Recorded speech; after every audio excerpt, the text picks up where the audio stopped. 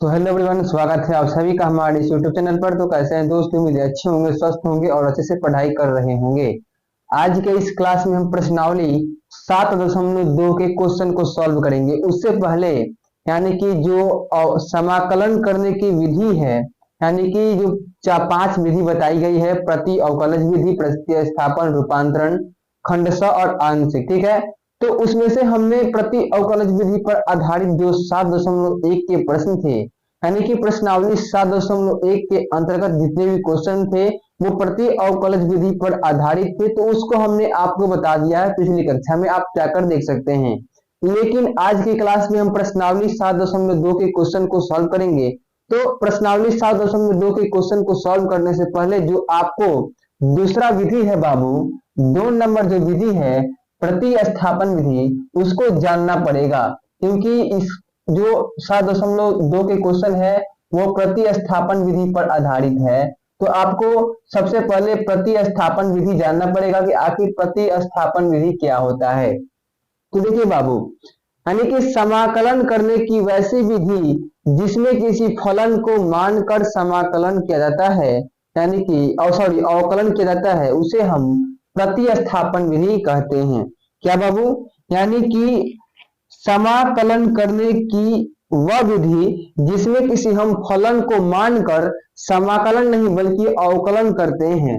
यहां हम लिखेंगे क्या? देखिए, लिखेंगे समाकलन करने की वह विधि, समाकलन करने की वह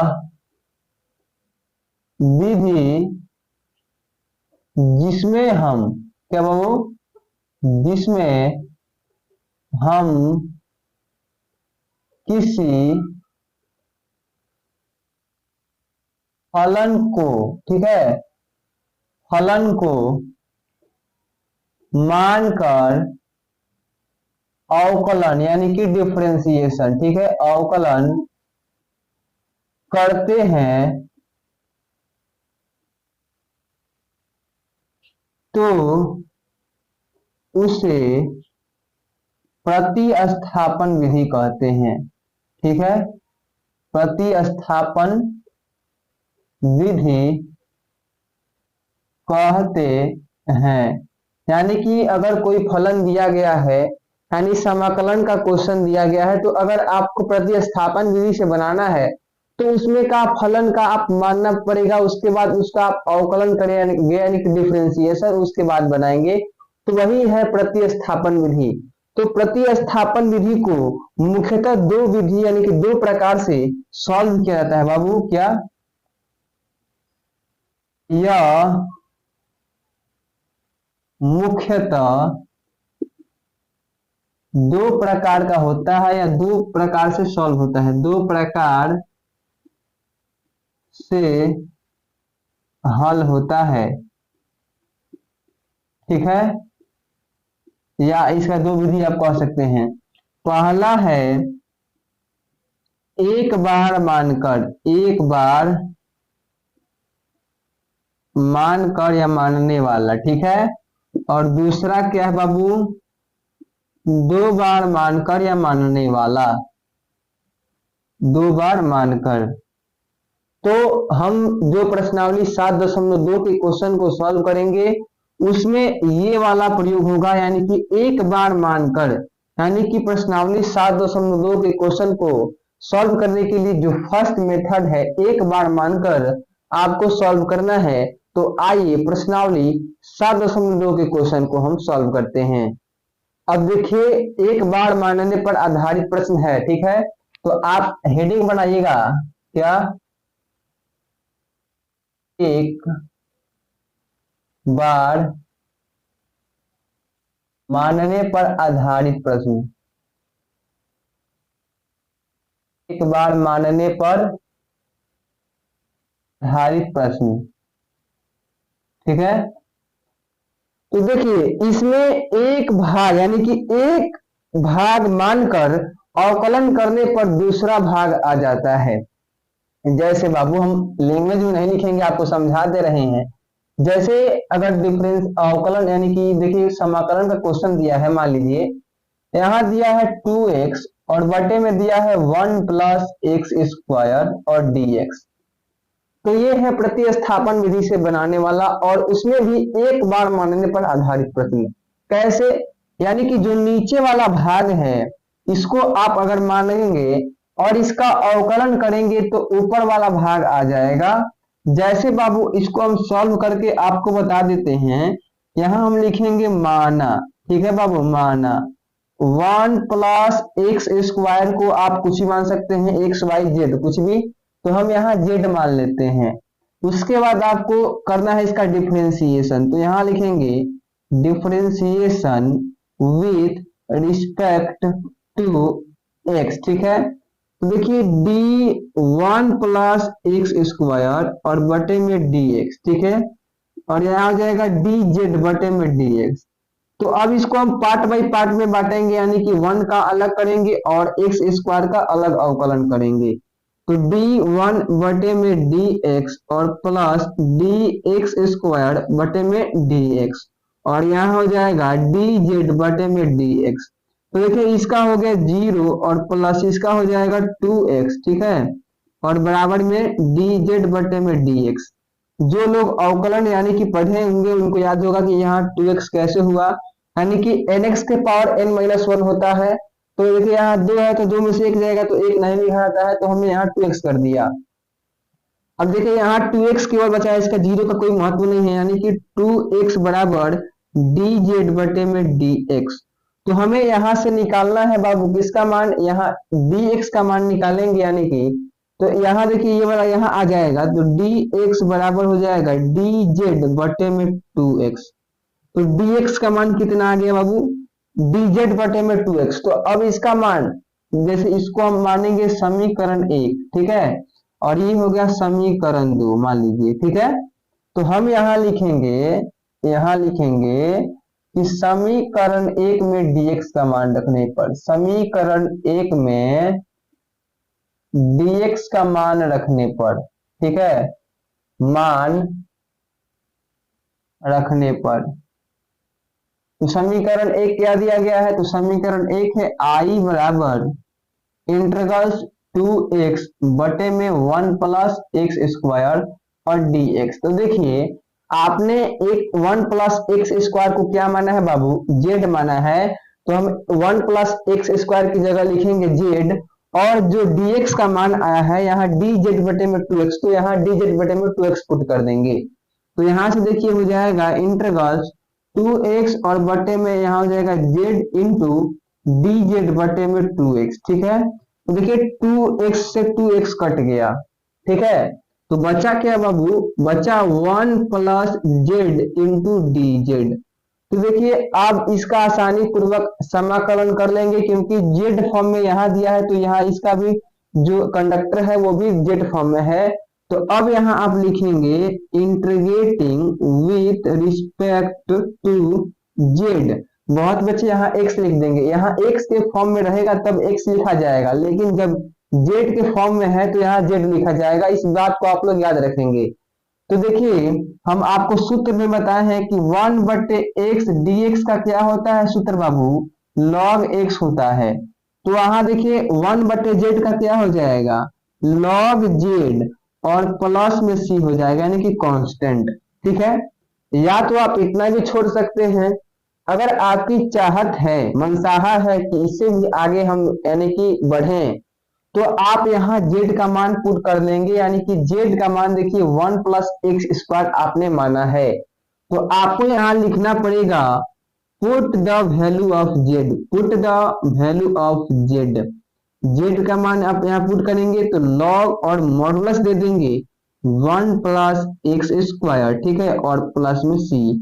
यही हो जाएगा इसका आंसर। यानी कि ये एक बार मानने पर आधारित प्रश्न है और इसके आप देख सकते हैं कि इस प्रकार से हमने सॉल्व किया।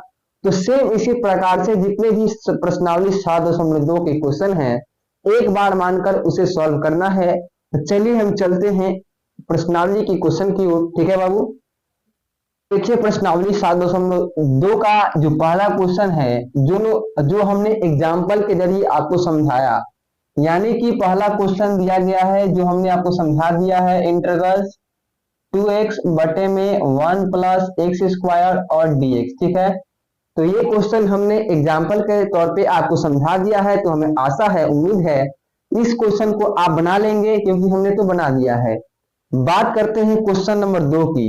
तो क्वेश्चन नंबर 2 को देखेंगे आप लोग। क्वेश्चन नंबर 2 है आई बराबर इंटीग्रल्स, ऊपर दिया है log x और नीचे दिया है x और इसका एक्स स्क्वायर दिया है और यहाँ dx, यानी कि log x होल स्क्वायर बटे में x और dx, ठीक है।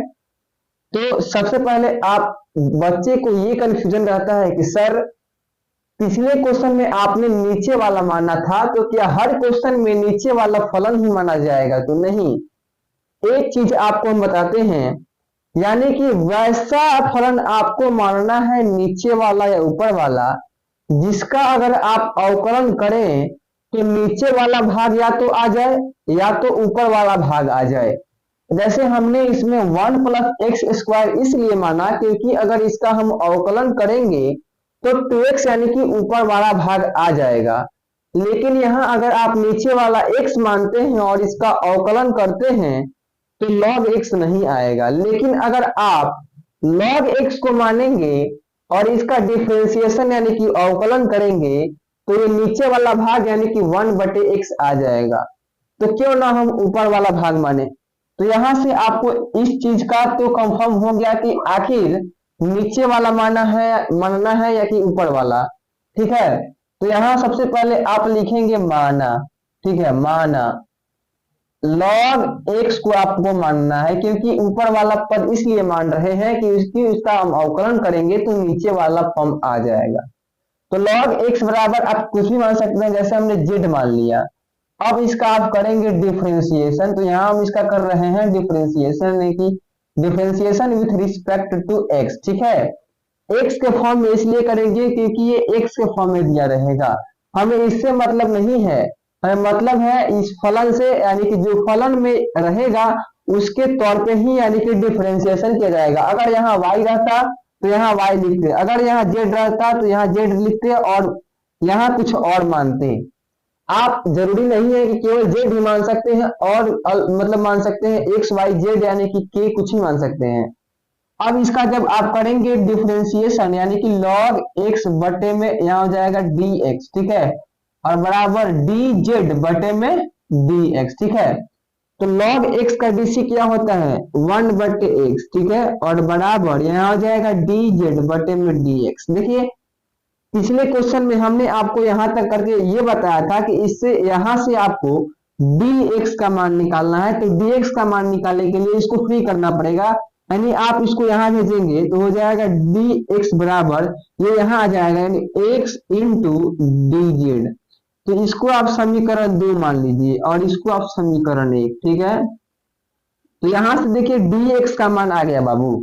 अब आपको लिखना पड़ेगा कि समीकरण 1 में dx का मान रखने पर, समीकरण 1 में dx का मान रखने पर, ठीक है,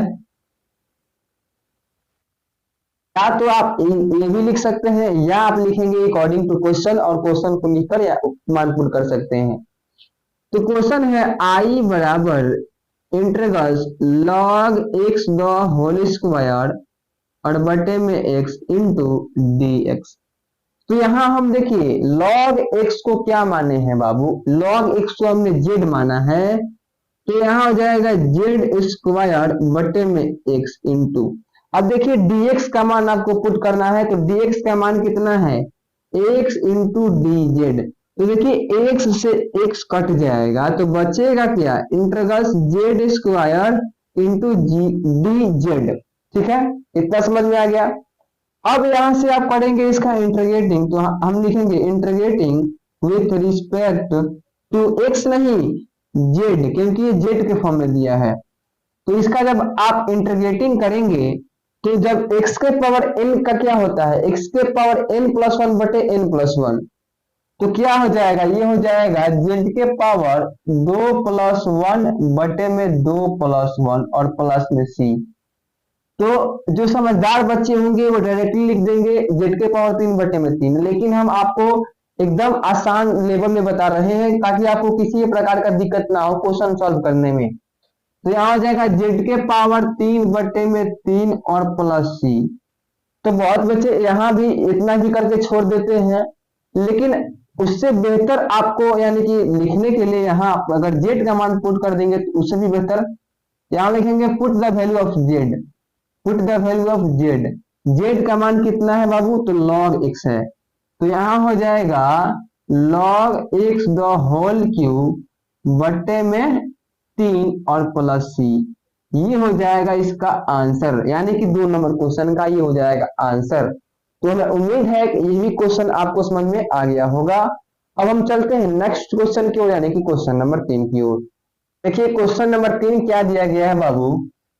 क्वेश्चन नंबर 3 है आई बराबर इंटीग्रल 1 बटे में x plus x log x और यहां दिया है dx, ठीक है। तो अब बच्चे ये सोचेंगे कि आखिर यहाँ नीचे वाला माने या कि ऊपर वाला माने। तो बच्चे को यहाँ बहुत कंफ्यूजन होगा कि नीचे वाला माने ऊपर वाला माने, नीचे वाला माने ऊपर वाला माने। तो उस कंफ्यूजन में ऐसे क्वेश्चन को बच्चे छोड़ देंगे, लेकिन अगर थोड़ा सा आप ध्यान देते हैं तो यहाँ अगर आप x कॉमन करेंगे इन दोनों में से तो बचेगा 1 प्लस लॉग एक्स, और 1 प्लस लॉग एक्स अगर आप मानेंगे तो इसका बेसिक क्या होगा 1/x, ठीक है, लॉग एक्स का। तब आप आसानी पूरा करेंगे। तो सबसे पहले यहाँ आप लिखेंगे सॉल्यूशन और यहाँ लिखेंगे आई बराबर इंटीग्रल 1/x कॉमन हो जाएगा तो यहाँ बचेगा 1 प्लस लॉग एक्स, ठीक है, और dx, ठीक है, इतना समझ में आ गया। तो अब आप इस वाला टर्म को मान लीजिए जेड या कुछ भी, अगर 1 प्लस लॉग एक्स को आप मानेंगे और डीसी करेंगे तो 1/x आ जाएगा, जैसे पिछले क्वेश्चन में हमने माना था। तो अब यहां आप लिखेंगे बाबू माना 1 प्लस लॉग एक्स बराबर में जेड। अब यहां लिखेंगे differentiation with respect to x, तो हो जाएगा d1 बटे में dx plus d log x और बटे में dx बराबर dz बटे में dx। तो इसका क्या हो जाएगा dc बाबू 0 और प्लस इसका हो जाएगा 1/x और बराबर dz बटे में dx, ठीक है। तो ये 0 का कोई महत्व नहीं है, तो 1/x बराबर में dz बटे में dx। तो यहां से आपको dx का मान निकालना है, तो dx का मान निकालने के लिए क्रॉसिंग गुना, तो dx बराबर x इंटू dz। तो यहां से आप dx का मान निकाल लिए तो इसको समीकरण 2 मानेंगे और इसको समीकरण आप 1 भी मान सकते हैं, ठीक है। अब यहां लिखेंगे आप इस समीकरण 1 में dx का मान रखने पर, ठीक है, रखने पर, या आप लिख सकते हैं अकॉर्डिंग टू क्वेश्चन, और क्वेश्चन भी लिख सकते हैं, आप दोनों में से कोई भी एक लिख सकते हैं। अब देखिए हम यहाँ इस क्वेश्चन को नोट करेंगे आई बराबर integral 1/x into 1 plus log x और यहाँ हो जाएगा dx। अब देखिए यहाँ हो जाएगा 1/x इंटू इस वाले टर्म को हमने क्या माना है बाबू, z माना है। आप यहाँ देखिए z बराबर 1 प्लस लॉग एक्स, तो यहाँ हो जाएगा z इंटू, अब देखिए dx का मान कितना है x इंटू dz, तो यहाँ हो जाएगा x इंटू dz और x से x कट गया तो क्या बचा इंटीग्रल 1/z इंटू dz। तो 1/x का जैसे हमने आपको सूत्र बताया है, अब यहाँ आप इसका लिखेंगे integrating with respect to z, x नहीं क्योंकि z के फॉर्म में दिया है। हमने आपको बताया है कि 1/x का क्या होता है बाबू इंटीग्रल, तो 1/x का होता है log x और प्लस c, तो 1/z का क्या हो जाएगा log z और प्लस c, ठीक है। अब यहाँ आप लिखेंगे put the value of z, यानी कि z का मान पुट करना पड़ेगा, तो यहाँ हो जाएगा put the value of Z. तो जेड का मान देखिए कितना है, 1 प्लस लॉग एक्स। यहाँ हो जाएगा लॉग, अब मॉडुलस का चिन्ह देंगे, प्लस 1 प्लस लॉग एक्स और फिर मॉडुलस प्लस सी। तो ये हो जाएगा 3 नंबर क्वेश्चन का आंसर। तो हमें उम्मीद है कि ये क्वेश्चन आपको आसानी पूर्वक समझ में आ गया होगा। अब हम चलते हैं नेक्स्ट क्वेश्चन की ओर, यानी कि क्वेश्चन नंबर 4 की ओर। देखिए 4 नंबर क्वेश्चन क्या पूछा गया है, क्या दिया गया है। 4 नंबर क्वेश्चन है आई बराबर इंटीग्रल्स, ठीक है, sine x into sine into cos x और डी एक्स। देखिए पिछले जो क्वेश्चन हमने सॉल्व किया था उसमें अंश बटे हर के फॉर्म में दिया रहता था, लेकिन इसमें गुना के रूप में जुड़ा हुआ है। तो बच्चे ये सोचेंगे कि उसमें तो आप अगर मानते थे तो डिफरेंशिएशन करने के बाद बटे के रूप में आता था, तो उसके बाद आप उसको काट देते थे, लेकिन यहाँ हम क्या करेंगे। तो देखिए आप थोड़ा सा दिमाग अगर लगाते हैं बाबू, तो सोचना ये है कि हम अगर किस टर्म को मानते हैं तो कौन टर्म डिफरेंशिएशन करने के बाद आ जाएगा। यानी अगर आप साइन को मानेंगे तो साइन का डीसी होता है कॉस, लेकिन ये वाला टर्म है। लेकिन अगर आप कॉस को मानते हैं तो उसका डिफरेंशिएशन साइन होता है, और साइन से साइन कट जाएगा। तो यहाँ आपको क्या मानना है बाबू, कॉस एक्स को आप मानेंगे। तो यहाँ आप लिखेंगे माना कॉस एक्स बराबर जेड, ठीक है। उसके बाद आप इसका डीसी यानी कि differentiation with respect to x, ठीक है, इतना आपको समझ में आ गया। उसके बाद आप इसका डिफरेंशिएशन करेंगे, यानी कि डी कॉस एक्स बटे में डी एक्स बराबर डी जेड बटे में डी एक्स, ठीक है। तो देखिए कॉस का जो डिफरेंशिएशन होता है वो माइनस साइन होता है, तो माइनस साइन एक्स हो जाएगा और बराबर डी जेड बटे में डी एक्स। अब आपको हम बता चुके हैं कि यहाँ से आपको dx का मान निकालना है, तो इसके लिए आपको dx को फ्री करना पड़ेगा, यानी कि अकेला। तो इसके लिए आपको क्रॉसिंग गुना करेंगे तो dx आ जाएगा यहाँ, और ये आ जाएगा नीचे बटे में, यानी कि माइनस डी जेड बटे में साइन एक्स। तो यहाँ से आप dx का मान निकालिए, तो इसको आप समीकरण 2 भी मान सकते हैं और इसको आप समीकरण 1, ठीक है। अब यहाँ से आपको क्या लिखना है, लिखना है कि समीकरण 1 में dx का मान रखने पर, समीकरण 1 में dx का मान रखने पर, ठीक है। समीकरण 1 क्या है, समीकरण 1 लिखेंगे यानी कि i बराबर sine x into sine into cos x और डी एक्स, ठीक है, इतना समझ में आ गया।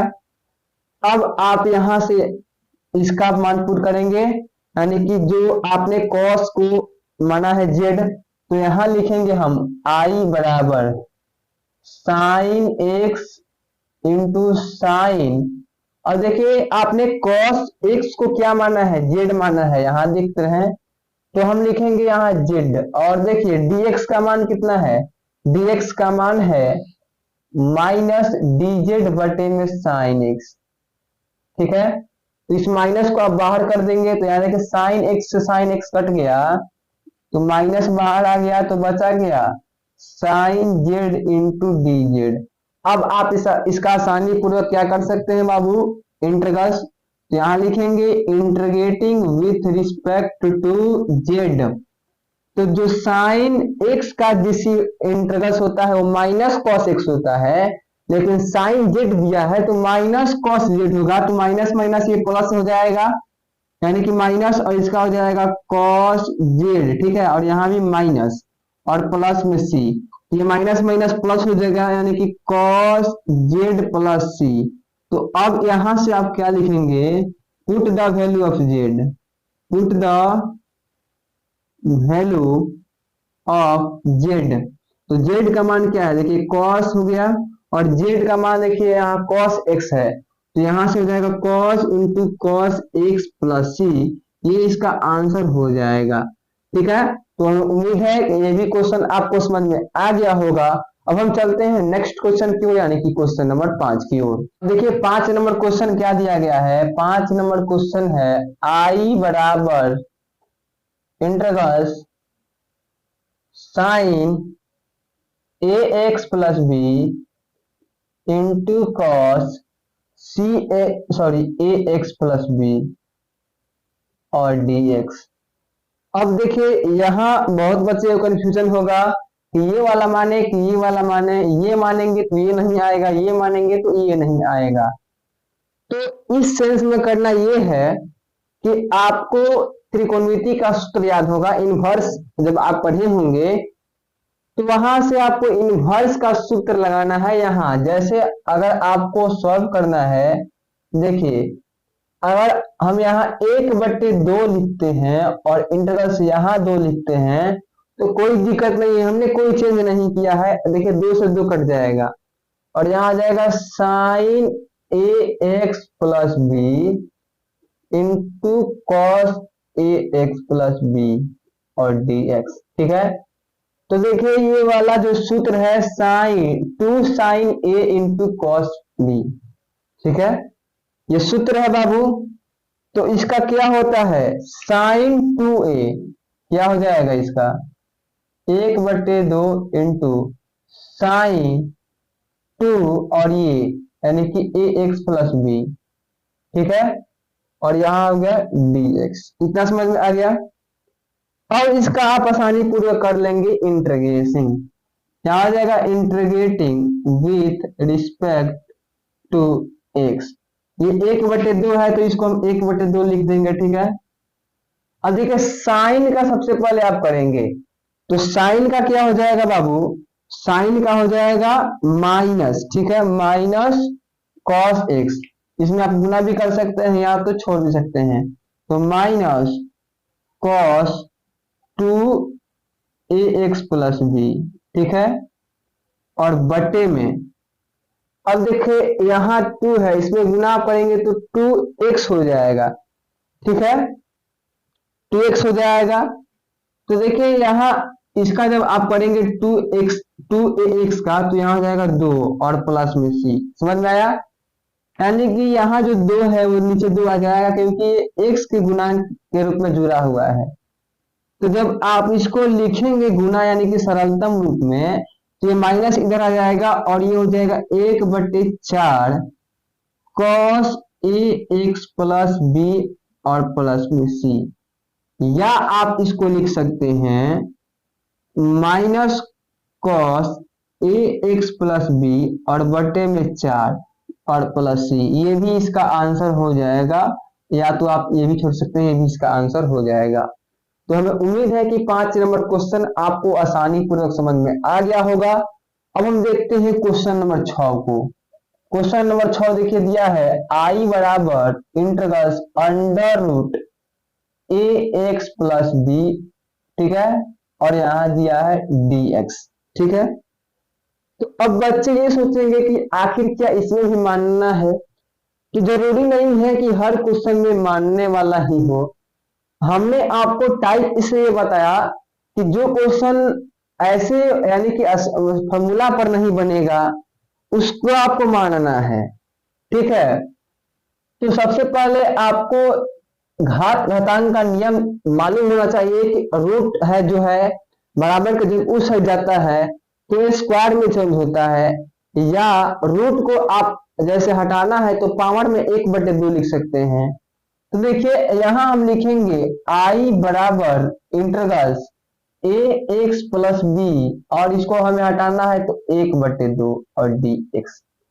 अब देखिए x के पावर n पर आधारित हो गया तो x के पावर n का क्या होता है इंटीग्रल x के पावर n+1 बटे n+1। तो अब यहां हम लिखेंगे integrating with respect to x, ठीक है। तो ये हो जाएगा ए एक्स प्लस बी के पावर 1/2 + 1 और नीचे भी 1/2 + 1, ठीक है। अब देखिए यहाँ ए एक्स है तो ए एक्स के गुणांक में जो रहेगा वो नीचे आ जाता है, हमने आपको बताया है, तो ए नीचे आ जाएगा और प्लस सी, ठीक है बाबू। यहाँ भी एक मिस्टेक हुआ है, यानी कि यहाँ गुणांक के रूप में 2a हो जाएगा, तो यहाँ हो जाएगा बाबू 4a। ठीक है, अब देखें जब इसको हम अब जोड़ेंगे तो एक एक्स प्लस बी के पावर, अब देखिए 1/2 का मतलब क्या होता है, आधा, और आधा में जब एक जोड़िएगा तो 1.5 हो जाएगा, 1.5 को हम लिखेंगे 3/2। ठीक है, ये डायरेक्टली हमने जोड़ दिया। आप चाहे तो जैसे जोड़ का जो भिन्न का जोड़ होता है वैसे भी कर सकते हैं। तो नीचे भी हो जाएगा 3/2 और यहाँ a और प्लस में c। अब आप इसको ऊपर ले जाना चाहेंगे तो ये हो जाएगा 2/3a। ठीक है, और a x प्लस बी के पावर 3/2 और प्लस में c, यही इसका आंसर हो जाएगा। तो हमें पूरा उम्मीद है कि ये भी क्वेश्चन आपको समझ में आ गया होगा। तो आज की क्लास में हमने 6 क्वेश्चन पढ़ा और जो प्रतिस्थापन विधि से शुरुआत किया, क्योंकि प्रतिस्थापन विधि पर आधारित ही ये प्रश्नावली 7.2 के क्वेश्चन है, और इसमें लगभग हमारे हिसाब से 30 प्लस क्वेश्चन है। तो सभी का हम सॉल्यूशन करेंगे अगले क्लास में। तो आज की क्लास में इतना ही, मिलते हैं अगली क्लास में, तब तक के लिए धन्यवाद।